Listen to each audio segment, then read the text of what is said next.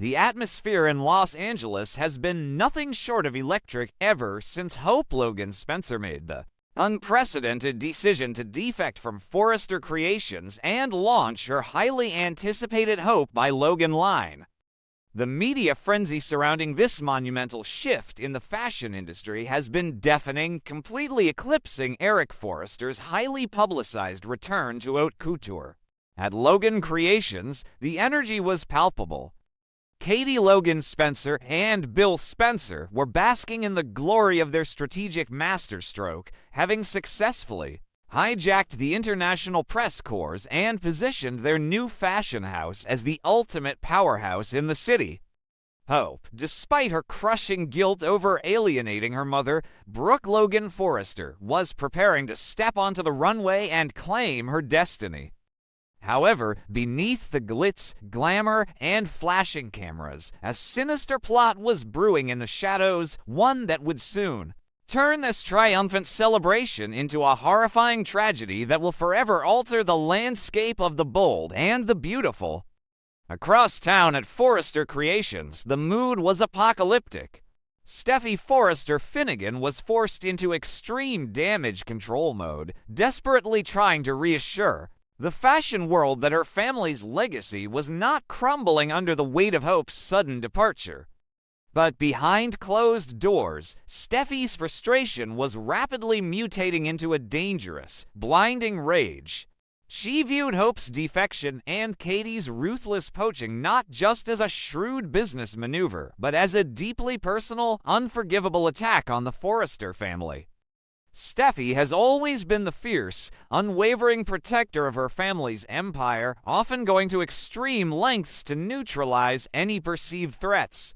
The sheer humiliation of seeing Logan Creations steal the spotlight and hijack their media momentum was a bitter pill she absolutely refused to swallow.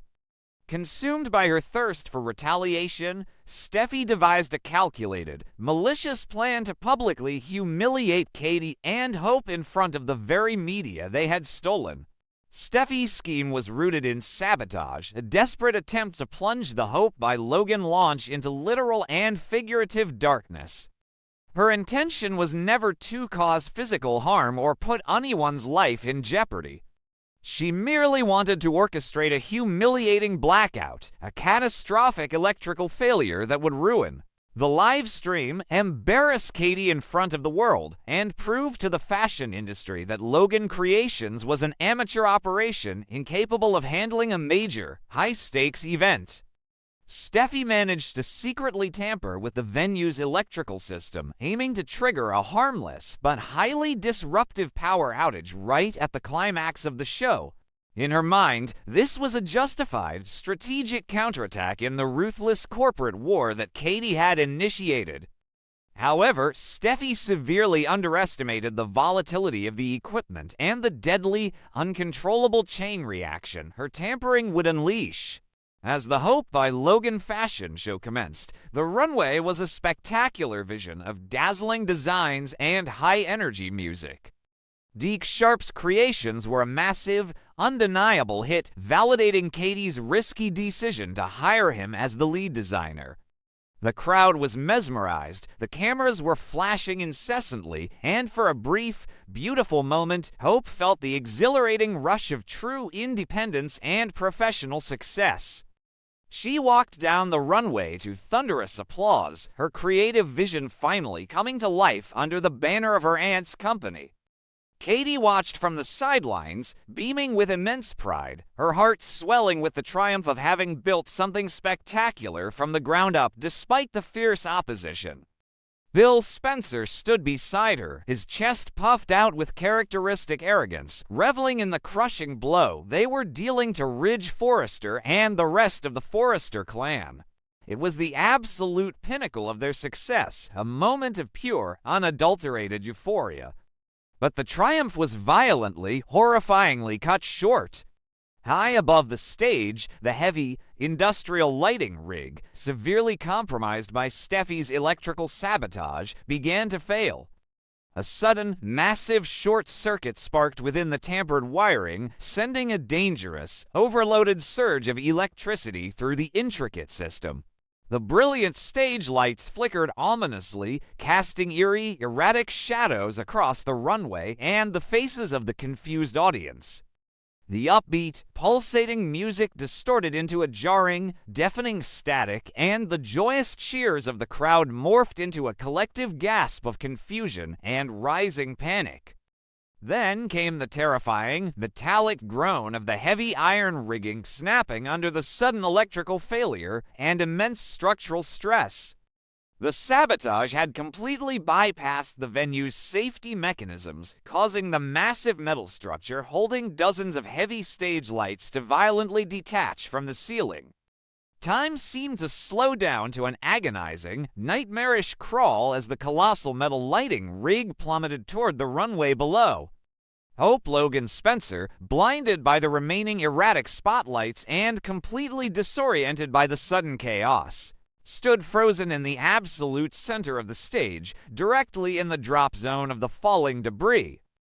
The audience erupted into sheer, unadulterated panic, with terrifying screams echoing through the venue as people scrambled frantically for the exits. In that split second of horrifying realization, Katie Logan Spencer's maternal and fiercely protective instincts overrode any sense of self-preservation or fear. She saw the lethal danger hurtling toward her niece, the young woman she had sworn to protect, mentor, and guide. Without a single moment of hesitation, Katie sprinted onto the runway with astonishing, desperate speed. With a massive, adrenaline-fueled lunge, Katie shoved Hope violently out of the way. Hope tumbled safely off the edge of the runway, escaping the falling structure by mere inches, her life spared by her aunt's heroic intervention, but Katie could not save herself in time. The deafening, sickening crash of metal striking the stage reverberated through the building like a bomb explosion. A massive, suffocating cloud of dust, shattered glass, and electrical sparks engulfed the runway, obscuring the stage from view. When the debris finally began to settle, the horrifying, heart-stopping reality of the situation was revealed to the screaming crowd. Katie Logan Spencer lay trapped and motionless beneath the crushing weight of the twisted metal lighting rig. She had taken the full, devastating impact of the collapse, sacrificing her own body to save her niece in a display of unimaginable, selfless bravery.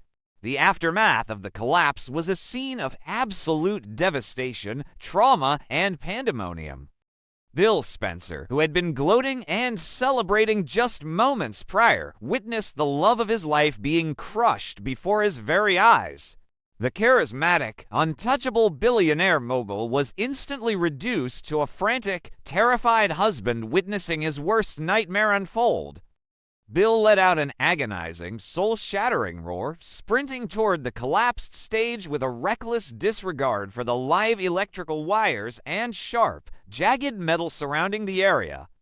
He desperately clawed at the heavy iron beams, his hands bleeding and bruised as he tried with all his superhuman might to lift the crushing weight off his wife's fragile body.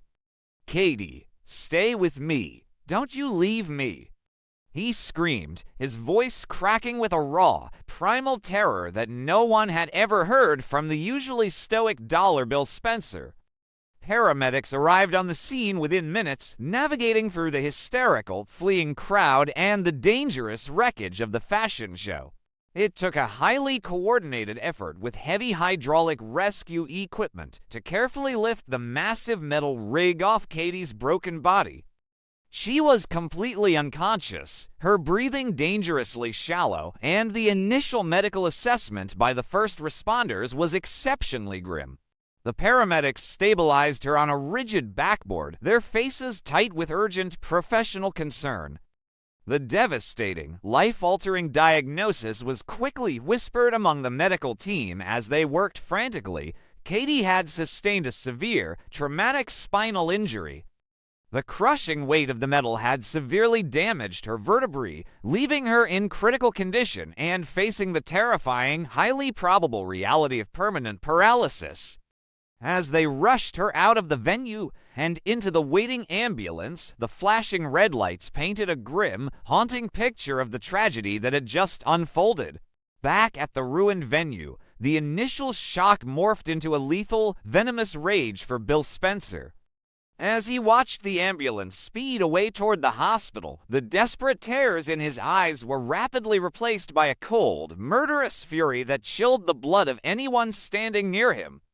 Bill is a man who operates on absolute power and control, and seeing his wife nearly killed in what was supposed to be her greatest moment of professional triumph completely shattered his world.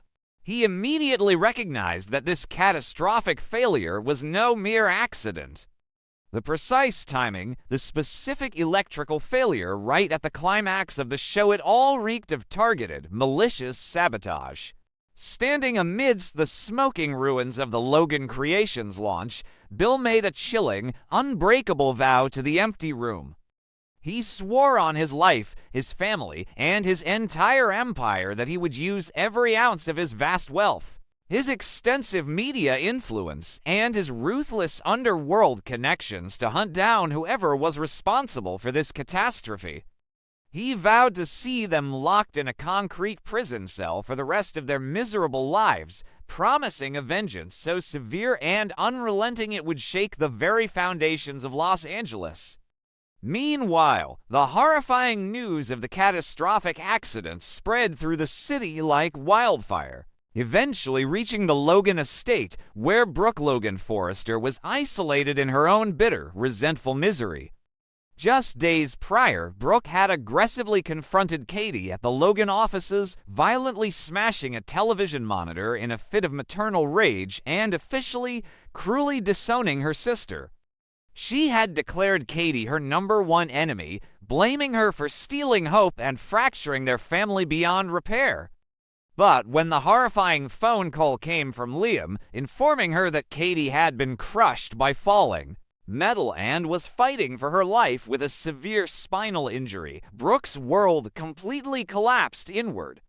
The intense anger and betrayal that had consumed her instantly evaporated, replaced by a suffocating, agonizing wave of guilt, regret, and sheer terror. Brooke fell to her knees in the middle of her living room, sobbing uncontrollably as the immense, crushing weight of her recent actions crashed down upon her conscience. She had spent her last interaction with Katie screaming at her, tearing their lifelong sisterhood apart over a petty business dispute and professional jealousy. The horrifying thought that those hateful, venomous words might be the last things she ever said to her sister was a psychological torture Brooke could barely endure.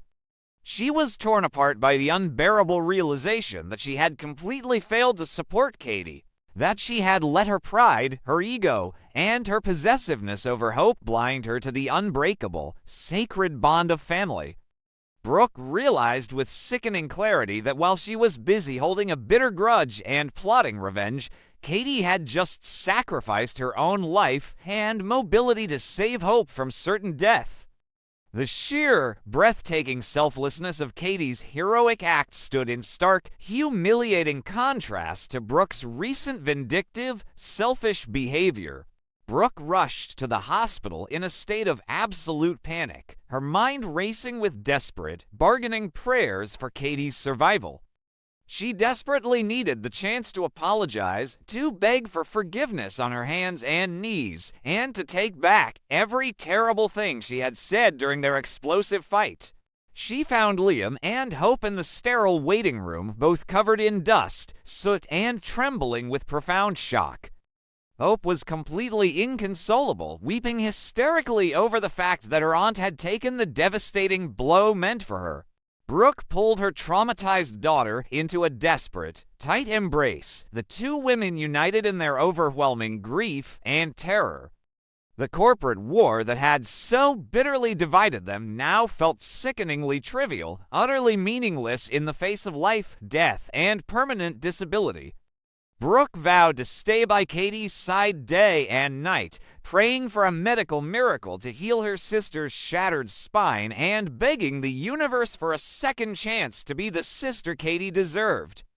As Katie fights for her life and her future mobility in the intensive care unit, the landscape of Los Angeles is forever changed. The Spencer-Forrester feud, which had already been escalating dangerously with Ridge's physical assault on Bill and Will's violent attack on RJ, has now reached an unprecedented, critical red alert state. This is no longer just a boardroom battle over fashion lines, demographics, or corporate espionage. It is now a matter of severe criminal negligence, sabotage, and attempted manslaughter. The Los Angeles Police Department has officially launched a massive, high-priority investigation into the stage collapse, treating the fashion venue as a major crime scene. Detectives are meticulously combing through the wreckage, interviewing traumatized witnesses, and bringing in forensic experts to examine the tampered electrical panels. Bill Spencer's wrath is a terrifying, unstoppable force of nature that is about to be unleashed upon the Forrester family with biblical proportions. He strongly, inherently suspects that Forrester Creations, desperate to stop the Logan launch and protect Eric's haute couture show, is behind the sabotage. Ridge Forrester, who had previously declared an all-out, merciless war on the Spencers, will undoubtedly become the prime suspect in Bill's bloodshot eyes.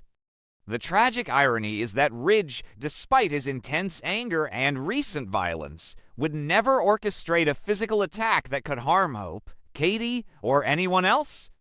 But Bill is not thinking rationally. He is a wounded, dangerous lion out for blood, and he will use the massive Spencer publications media machine to publicly crucify the Forresters, accusing them of attempted murder to protect their fragile fashion monopoly. The impending fallout for Steffy Forrester Finnegan is a ticking time bomb of catastrophic, life-destroying proportions. Her initial, misguided plan to simply cause a disruptive blackout has resulted in a horrific, bloody tragedy that could leave Katie paralyzed for the rest of her life.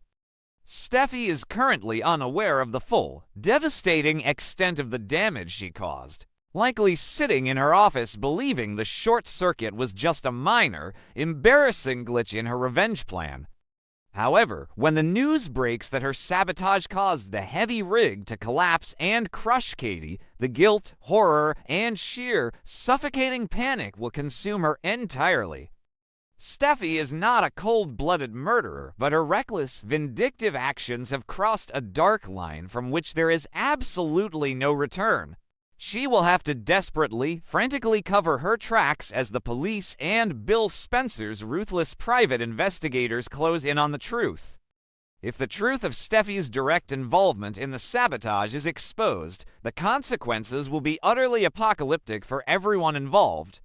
Not only would she face severe criminal charges, massive lawsuits, and potential long-term imprisonment, fulfilling Bill Spencer's dark vow, but it would also completely, irreparably destroy her relationship with her husband, John Finn Finnegan. Finn, a highly ethical, dedicated doctor who values human life and healing above all else, would be utterly repulsed and horrified to learn that his wife's corporate vindictiveness led to a woman's severe spinal injury. Furthermore, the revelation would permanently, violently shatter any remaining ties between the Forrester and Logan families. Brooke would never, ever forgive Steffy for nearly killing her sister and almost crushing her daughter, and Ridge would be caught in an agonizing, impossible position, forced to choose between defending his daughter from a prison sentence and acknowledging the horrifying, undeniable reality of her criminal actions. The tragedy at the Hope by Logan launch serves as a grim, devastating reminder of the toxic, destructive nature of the Forrester-Spencer rivalry. What began as a petty dispute over a fashion designer has spiraled wildly out of control into violence, betrayal, and now a horrific, life-threatening injury.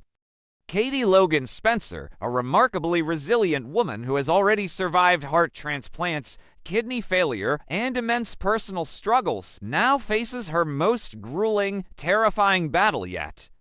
Her heroic, split-second sacrifice to save Hope has solidified her legacy as the true heart of the Logan family, but the physical and emotional toll will be unimaginably immense. As she lies motionless in a hospital bed, her future mobility hanging by a thread, The powerful families surrounding her must reckon with the catastrophic, bloody consequences of their endless warfare.